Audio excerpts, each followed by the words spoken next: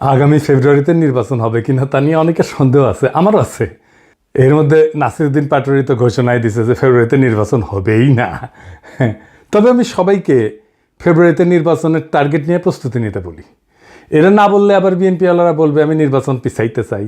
তবে এই নির্বাচনে কি হবে তা নিয়ে আমি এক সপ্তাহ আগে বলছিলাম যে এই নির্বাচনে খেলা হবে, অপ্রত্যাশিত ফলাফল হবে। এডিটর সাহেব এনার দেখা দেন, নাহলে ব্যাক ফাপড় নিতেছি। উনি আশায় আছেন একটা ভালো নির্বাচন দিতে পারবেন, দিতে পারলে ভালো, তবে আমি খুব ভরসা পাইতেছি না। তবে এই নির্বাচনে খেলা হবে, অপ্রত্যাশিত ফলাফল হবে, আমি আগেই বলে রাখতেছি। দেখেছেন? আর আল্লাহর কি কাম, এটা নতুন জরিপ আসিছে। আসেন আমরা আগে সেই জরিপের ফলাফলটা দেখে আসি। 12% মানুষ বিএনপিকে ভোট দিবি বলিছে, 10.4% মানুষ জামাতে ইসলামীকে ভোট দেবে বলিছে, মানে 10.5% মানুষ। 7.3% মানুষ আওয়ামী লীগকে ভোট দেবে বলিছে, এবং 2.8% মানুষ, মানে প্রায় 3%-এর মতো মানুষ এনসিপিকে ভোট দিবে। তবে কাকে ভোট দিবে এ বিষয়ে এখনো সিদ্ধান্ত নেয়নি 48%-এর বেশি মানুষ। অন্যদিকে জরিপে কাকে ভোট দিতে চায় তা বলতে রাজি হয়নি 14.4% মানুষ। এটা BRAC Institute of Governance and Development BIGDর একটা জরিপ। 8 মাস আগে গত অক্টোবর মাসে একই প্রশ্ন করা হয়েছিল এবং এরাই এই স্টাডিটা করছিল। সেখানে 16.30% মানুষ বিএনপিকে ভোট দিতে চাইছিল। এইটা স্যার গতবার আর এইবারেরটা একটু পাশাপাশি দেখেন, তাহলে বুঝবে যে কেমন কমিছে। 11.30% মানুষ জামাতকে ভোট দিতে চাইছিল এবং 2% মানুষ এনসিপিকে ভোট দিতে চাইছিল। তার মানে জরিপ অনুযায়ী 8 মাস পরে বিএনপি এবং জামাতের ভোট কমিছে, এনসিপির সামান্য কিছু বাড়িছে। তবে 62% মানুষ এই রাজনৈতিক দলগুলোকে ভোট দেবে না, তাই না? কারণ তারা হয় বলতে রাজি হয়নি, অথবা তারা এখনো সিদ্ধান্ত নেয়নি। এরা এই 1 বছরে তাদের উপর থেকে আগের সমর্থন সরাই ফেলছে, আরও ফেলবে। বিএনপির জনসমর্থন, দলের জনসমর্থন 26.32% কমিছে। হে প্রভু হরিরাম কৃষ্ণ জগন্নাথ প্রেমানন্দী, ইয়া ক্যা হুয়া? এডিটর সাহেব অরিজিনালটা শুনে দেন একটু। हे प्रभु हे हरि राम कृष्ण जगन्नाथ प्रेमानंदी, ये क्या हुआ? गलाव में पानी आ गया, गामछा भी खुल गया मेरा, लेंटी ये देखिए। হ্যাঁ, সাপ্রি ইনস্টিটিউট অফ ক্রিটিক্যাল থিঙ্কিং এর হোয়াটসঅ্যাপ শাখার গলা পর্যন্ত পানি আগা। বিএনপিকে জিততে পারবে, তারা মনে করতেছে পারবে, কারণ আওয়ামী লীগের এই 7.3% ভোট তারা নিবে। কিভাবে তারা এটা নিবে, কৌশল কি? আসেন সেটা একটু বুঝে দেখি। তারা তাদের নেতাদের একটা অংশকে মুজিব, ধানমন্ডি, 32 নম্বর আওয়ামী লীগ নিষিদ্ধ করা প্রশ্নে আওয়ামী লীগের যে বয়ান সেটা ফেরি করার কাজে নামাই দিছে। আমরা জানি এই যে শেখ রুমিনুর রহমান, ফজা পাগলা, হাবিবুর রহমান হাবিব, এরা তো কেন্দ্রীয় পর্যায়ে, এমনকি জেলা পর্যায়ে, উপজেলা পর্যায়ে পর্যন্ত আওয়ামী লীগের ভোটার, বিশেষ করে হিন্দু সম্প্রদায়ের কাছে তারা একই বয়ান ফেরি করিচ্ছে। শুনেন, এটা বগুড়ার শাহ আলম সাহেব করছে। কিন্তু সংগঠন হিসেবে আওয়ামী লীগ নিষিদ্ধ চাই না। অথচ আজকে যারা বেহেশতের টিকিট দিতে চায়, জামাতের মধ্যে একটি নতুন সংগঠন করেছে হিন্দু জামাত, এটা কখনো সম্ভব? তারা এবং নতুন একটি রাজনৈতিক দল মিলে 3 দিনের ভুয়া আন্দোলন করে স্বাধীনতার নেতৃত্বকারী একটি রাজনৈতিক দল, বাংলাদেশের সবচেয়ে পুরনো একটি রাজনৈতিক দল, সেই দলকে বাংলাদেশে নিষিদ্ধ করেছে, যেটা রাজনৈতিক ভাবে সঠিক সিদ্ধান্ত হয়েছে বলে আমি বিএনপির একজন কর্মী হিসেবে মনে করি না।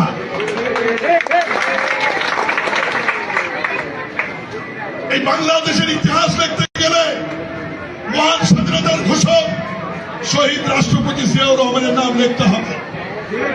এই বাংলাদেশের স্বাধীনতার ইতিহাস রচনা করতে গেলে মুক্তিযুদ্ধের নেতৃত্বকারী দল আওয়ামী লীগের তৎকালীন সভাপতি শেখ মুজিবুর রহমানকে অস্বীকার করা যাবে না। এই 2 নেতাকে অস্বীকার করে নতুন বাংলাদেশ বিনির্মাণের কথা বলে তো তাতে হয়তো এই 7%-এর 4-5% ভোট পাইতেও পারে, কিন্তু এটা পাইতে গিয়া আরো 8-10% নিজস্ব ভোট সে হারাবে। তাহলে আসলে রাষ্ট্র ক্ষমতায় কে যাবে? আপনারা বুঝতে পারতেছেন যে যারা এখনো সিদ্ধান্ত নেয়নি কাকে ভোট দেবে এবং যারা বলতে চায়নি, তারাই আসলে ঠিক করবে কারা রাষ্ট্র ক্ষমতায় যাবে। তো যাই হোক, এইটা আলোচনাটা বিস্তারিত আসার আগে বিএনপি দলটা কিভাবে ফাংশন করে সেটা একটু বুঝাই। তাইলে এই যে কেন এই রুমিনুর রহমানরা এই কাজ করে এটা বুঝতে পারবেন, এবং কিভাবে তারেক রহমানের নিরঙ্কুশ নিয়ন্ত্রণ নিশ্চিত হয় দলের মধ্যে এটা বুঝতে পারবেন। আর এই পদ্ধতিটা বিএনপির সবচেয়ে বড় দুর্বলতা। আমি এটা বিএনপির সাথে কাজ করতে করতে গিয়ে আবিষ্কার করেছি। আসেন দেখি এটা কেমন। বিএনপিতে দুইটা কাজ করে। এক, সোশ্যাল কনফ্লিক্ট, যেটা সমাজে যে দ্বন্দ্বটা আছে সেটাকে ইন্টারনালাইজ করে ফেলে, মানে সেটা নিজের ভিতরে ঢুকে ফেলে, দলের ভিতরে ঢুকে ফেলে। মানে ধরেন সমাজে আওয়ামী লীগের রাজনীতি চলবে কিনা, এটা নিয়ে একটা দ্বন্দ্ব আছে, তো সেটাকে সে দলের মধ্যে নিয়ে ফেলে। আওয়ামী লীগের রাজনীতি করা উচিত এমন একটা দল তৈরি করে নিজের দলের মধ্যে এই মত প্রচার করবে, আর তার বিপরীতে আরেকটা দল তৈরি করে যারা ভিন্ন মত প্রচার করবে। এটি হইতেছে এক্সটার্নাল কনফ্লিক্টকে ইন্টারনালাইজ করা। কি সুবিধা পায় এতে? সে মনে করে যে এক্সটার্নাল যে কনফ্লিক্ট এটা তো ম্যানেজ করা ডিফিকাল্ট, এক্সটার্নাল কনফ্লিক্টকে আমি যদি ইন্টারনাল করে ফেলি সেটাকে আমি কন্ট্রোল করতে পারবো ইজিলি, কারণ আমি তো নেতা, আমার কথা দুই পক্ষই শুনবে। তো আমি এই আলোচনাটা দলের মধ্যে থেকে করব এবং আমি এটাকে নিয়ন্ত্রণ করব। বুঝতে পারছেন? মানে সমাজের যে বিতর্ক সেটা আমি নিজের দলের ভেতরের একটা ইন্টারনাল বিতর্ক করে ফেলবো। দলের ভেতরে যদি আমি ইন্টারনাল, সমাজ তো আমার কথা শুনে না, তো দলের ভেতরে যদি আমি ইন্টারনাল কনফ্লিক্টটা নিয়ে আসি তাহলে দলের লোক সবগুলো আমার কথা শুনতে বাধ্য হবে। আর একটা বিষয় হইতেছে যে এরা একজনকে আরেকজনের পিছিয়ে লাগিয়ে দেয়। এই যে কনফ্লিক্টটা দলের ভেতরে নাই সেটা তৈরি করে।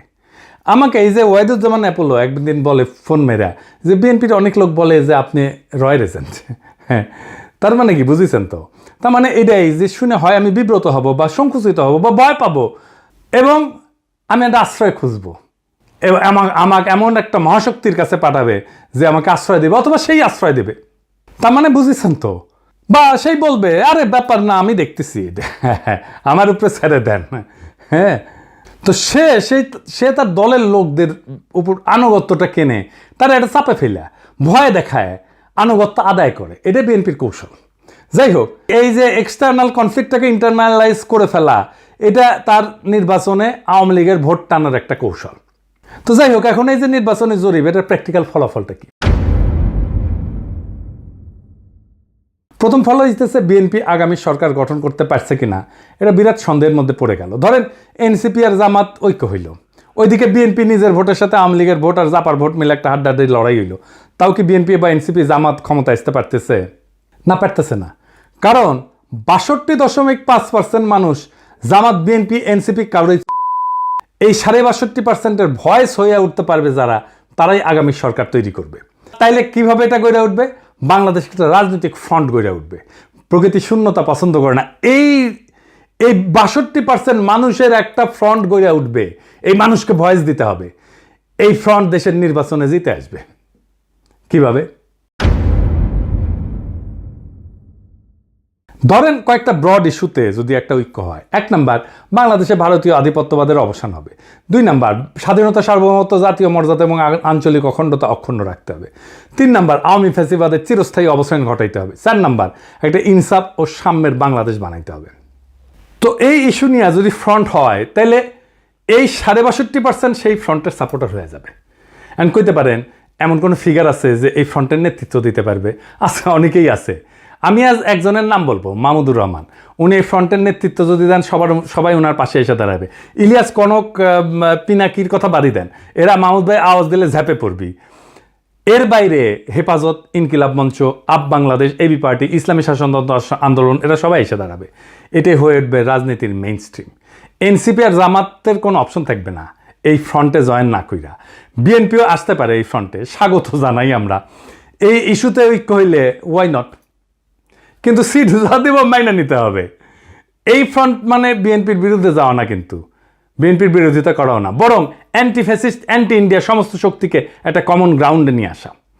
আমি তো চাই বিএনপির আলতাফ হোসেন চৌধুরী ভাই উনি জিতে আসেন, ইয়াংদের মধ্যে শহীদুদ্দিন চৌধুরী এনে জিতে আসুক, আমি এটা চাই। কিন্তু রুমিন ফারহানা হারুক, হাবিবুর রহমান হাবিব হারুক, ফজা পাগলা হারুক। আমি যদি ইলেকশনের আগে দেশে যেতে পারি, আমি আলতাফ ভাইয়ের এলাকায় গিয়ে ক্যাম্পেইন করে দিয়ে আসবো, যেন উনি যেতে ধানের শীষের ক্যাম্পেইন করে দিয়ে আসবো। আমার ক্যাম্পেইনের দরকার নাই ওনার জেতার জন্য, উনি এমনি জিতবেন, কিন্তু আমি যাব আমার নিজের মনের শান্তির জন্য যাব, যে আমি আলতাফ ভাইয়ের ইলেকশনে কিছু কাজ করেছিলাম। তো এই যে ফ্রন্ট, এর ফ্রন্টের সুবিধা কি হবে? এই ফ্রন্টে রাজনৈতিক দলের মাতবরি থাকবে না। রাজনৈতিক দলগুলোকে কিন্তু দেশের মানুষ পছন্দ করে না, বিশ্বাসও করে না। সেজন্য রাজনৈতিক দল অ্যান্টি হাসিনা লড়াইয়ের নেতৃত্ব দিতে পারেনি। এটা মাইনে নিতে হবে সবাইকে। এই ফ্রন্ট 2024-এর বিপ্লব যারা করছে সেই রকম একটা জনগণের ফ্রন্ট হইয়া উঠবে। রাজনৈতিক দল যা খুশি তাই করতে পারবে না।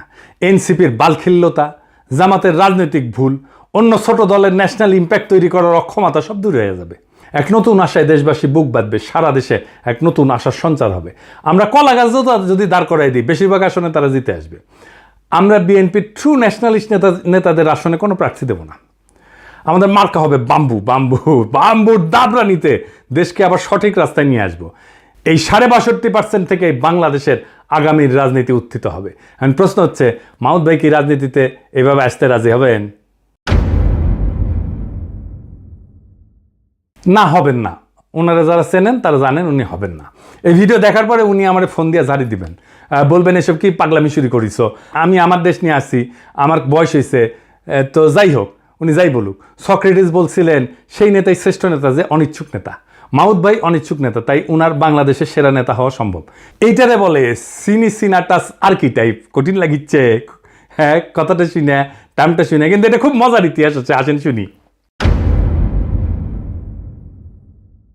উনার নাম ছিল লুসিয়াস কুইন্টিয়াস সিনসিনাটাস। 458 খ্রিস্টপূর্বাব্দে একজন রোমান সম্রাট ছিলেন তিনি। এই গল্পটা শুরু হয় একটা গভীর সংকট দিয়ে। রোমান সেনাবাহিনী কনসাল মিনুসিয়াসের অধীনে প্রতিবেশী উপজাতি ইকুইদের দ্বারা অবরুদ্ধ হয়ে পড়ে এবং ধ্বংসের মুখোমুখি হয়। রোম শহর আতঙ্কিত হইয়া যায়। এই চরম মুহূর্তে সিনেট মরিয়া হইয়া, উনি প্রাক্তন সেনাপতি ছিলেন সিনসিনাটাস, ওনাকে সম্রাট হিসাবে নিয়োগের পক্ষে ভোট দেয়। উনি তখন অবসর জীবনযাপন করেছিলেন এবং কৃষিকাজ করেছিলেন। সিনেটের একটা প্রতিনিধি দল তার ছোট খামারে পৌঁছায়, সেখানে তাকে তার জমিতে লাঙল চাষ করতেছে দেখে। দেশের ডাকে সাড়া দিয়ে সিনসিনাটাস একটা নতুন সেনাবাহিনী গঠন করে এবং অসাধারণ সামরিক অভিযানে একদিনের মধ্যে ইকুইদেরকে পরাজিত কইরা অবরুদ্ধ রোমান বাহিনীকে উদ্ধার করে রোম শহরকে রক্ষা করে। 6 মাসের জন্য ওনাকে সম্রাট বানানো হয়েছিল, কিন্তু 15 দিন বা 16 দিন পরে উনি ক্ষমতা চাইরা আবার চলে যান, ওনার ক্ষেতের মাঠে চলে যান কৃষিকাজ করতে। জর্জ ওয়াশিংটনের হিস্ট্রিও কিন্তু এইরকম। উনিও কৃষিকাজ করতে চলে গেছিলেন, ওনাকে ধৈর্য এনে প্রেসিডেন্ট বানানো হয়েছে। জিন্না 1930 সালে হতাশ হয়ে কংগ্রেস রাজনীতি ছেড়ে দিয়ে লন্ডনে যে ওকালতি প্র্যাকটিস করেছিলেন, প্রচুর ভালো প্র্যাকটিস করেছিলেন, কিন্তু খুব প্রসার হয়েছিল, জমজমাট প্র্যাকটিস, বিলাসবহুল জীবন ছিল। ওনারা ধৈর্য এনে মুসলিম লীগের নেতা বানানো হয়েছে, আর ভারতবর্ষের ইতিহাস বদলাই গেছে। এই যে আমাদের হাসান সৈয়দ সোহরাওয়ার্দী, তারও কিন্তু এরকম কাহিনী আছে। ওনার বোন বেগম শায়েস্তা ইকরামুল্লাহ সোহরাওয়ার্দীর লেখা জীবনীতে আছে। 1933 সালে সোহরাওয়ার্দী সিদ্ধান্ত নিল আর রাজনীতি করবেন না। ট্রেনে করে ভাইয়ের সাথে বোম্বে থেকে কলকাতা ফিরতেছিলেন। প্রোগ্রাম ছিল স্টেশনে নেমে বাসায় ফিরে রেস্ট নেবেন এবং ঘর সংসার করবেন। তো ওনার বড় ভাই ওনাকে ট্রেনে প্রতিজ্ঞা করাইছে আর কখনো রাজনীতি করবা না। উনিও বলছেন আর করবো না ভাই। তো যাই হোক, হাওড়া স্টেশনে নামার সাথে সাথে হাজার হাজার মানুষ ওনাকে ঘিরে ধরে আল্লাহু আকবর, সোহরাওয়ার্দী জিন্দাবাদ স্লোগান দেওয়া শুরু করে। ওনার মাথায় নিয়ে মিছিল করা শুরু করে। কাম শেষ, উনি রাজনীতিতে স্থায়ী হয়ে যান। ইতিহাস বদলে যায়। আমার উপরে ছাইরা দেন। দেশের মানুষ যদি তৈরি থাকে তাহলে মাহমুদ ভাই আসবেন এই দায়িত্ব পালন করতে। আর কারা থাকবেন না আমার কইলাম না, কইলে এখনই লাভ দিয়ে উঠবেন। আমি বলছিলাম অপ্রত্যাশিত ঘটনা ঘটবে, সেই ঘটনার জন্য তৈরি হন, আমরা ইতিহাস সৃষ্টি করব অচিরেই। বাংলাদেশের রাজনীতি এখন এক সন্ধিক্ষণে দাঁড়ায় আছে। 62% মানুষের নীরবতা, এটাই আসল শক্তি, এটাই আগামী সিদ্ধান্ত গ্রহণকারী হাত। তারা কারো অন্ধ অনুসারী না, বরং তারা খুঁজতেছে এমন একটা প্ল্যাটফর্ম যেখানে থাকবে আত্মমর্যাদা, সার্বভৌমত্ব, ইনসাফ আর সাম্যের নিশ্চয়তা। ইতিহাসে আমরা বারবার দেখছি, যখন জাতি প্রস্তুত তখন নেতার আগমন অনিবার্য হয়ে যায়। সিনসিনাটাসের মতো, জর্জ ওয়াশিংটনের মতো, জিন্নার মতো, সোহরাওয়ার্দীর মতো। সেই নেতা হয়তো এখনো মাঠে নাই, কিন্তু মুহূর্ত আসলেই ইতিহাসের পাতা থেকে উঠে আসবেন তিনি। আমাদের করণীয় একটাই, নিজেদের প্রস্তুত করা, মানুষের মনে আশার শিখা জ্বালায় রাখা এবং সেই 62% মানুষকে এক কণ্ঠে, এক পতাকার নিচে, এক স্বপ্নে ঐক্যবদ্ধ করা। এটাই হবে বাংলাদেশের নতুন ভোর, নতুন সূর্যোদয়। এটাই হবে সেই মুহূর্ত যখন আমরা ইতিহাসের বইয়ে নিজেদের নাম লিখব, শুধু দর্শক হিসাবে না, বরং সক্রিয় অংশগ্রহণকারী হিসাবে, রাজনৈতিক এজেন্সি হিসাবে, রাজনৈতিক শক্তি হিসাবে। তৈরি হন, সময় আসছে আবারও 2024-এর মতো। ইতিহাস ডাক দিচ্ছে নতুন ইতিহাস লেখার। সেই ইতিহাস আমরা লিখব একসাথে। ইনকিলাব জিন্দাবাদ।